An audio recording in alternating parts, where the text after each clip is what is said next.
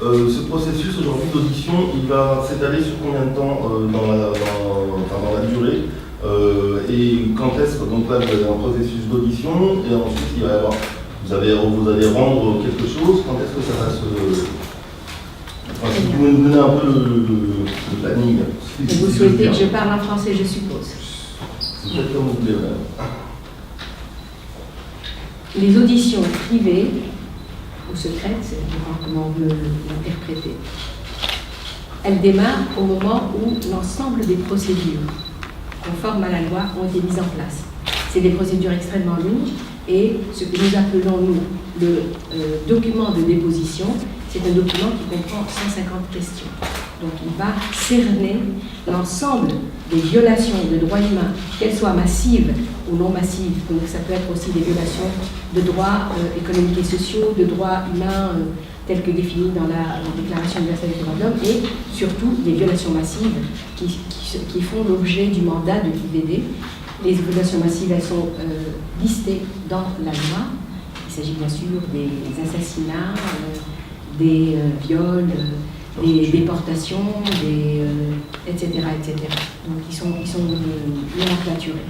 Donc il s'agit de documenter ces violations à travers une audition que va faire la victime en direction de l'IVD. Quel est le délai pour recueillir ces auditions? Il n'y a pas de délai. Par contre, il y a un délai pour déposer des requêtes de victimes. Les victimes, par la loi, ont une année, à partir du 15 décembre, jour de l'ouverture des bureaux pour accueillir les dépositions, les requêtes des plaignants. Ils ont un délai d'1 an qui se termine donc le 15 décembre 2015. C'est pour les déposants de requêtes. Je suis une victime, je demande que l'IVD se saisisse de mon cas. Donc c'est une opération de saisine. Cette procédure, elle a une limitation dans le temps, comme je viens de vous l'indiquer.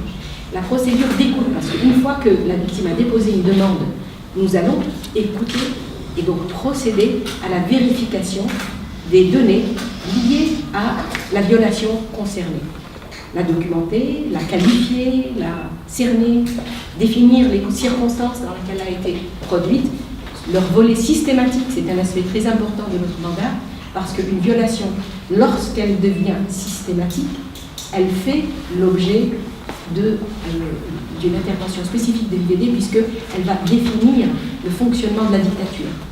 Quand c'est une violation qui ne se répète pas, qui n'est pas systématique, elle peut être des violations qui peuvent arriver à tout le monde dans tous les pays du monde.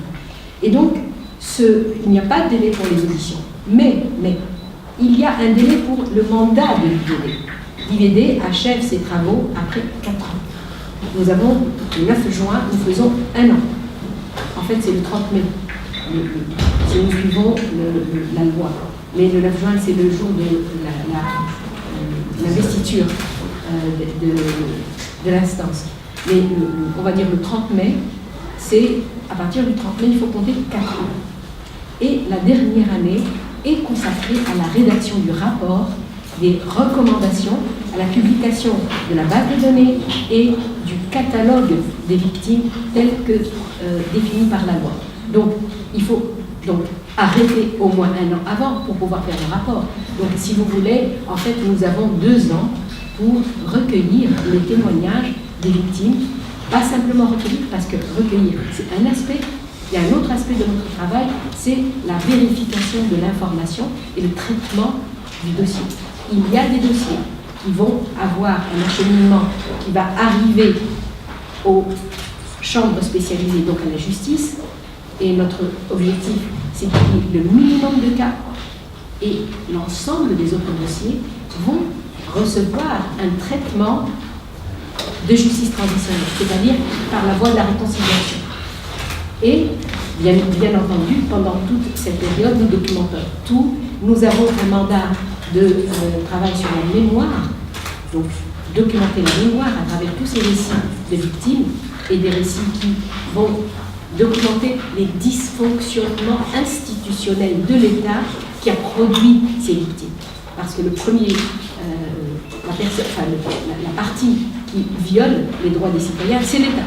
pendant la période de la dictature. Donc c'est l'État qui va être questionné et c'est au nom de l'État que les procédures de réhabilitation et de réparation vont être faites aux directions des victimes et c'est une façon de demander pardon officiellement en tant qu'État de toutes ces violations commises au nom de l'État par des fonctionnaires de l'État. Donc c'est ma réponse à votre question. Alors,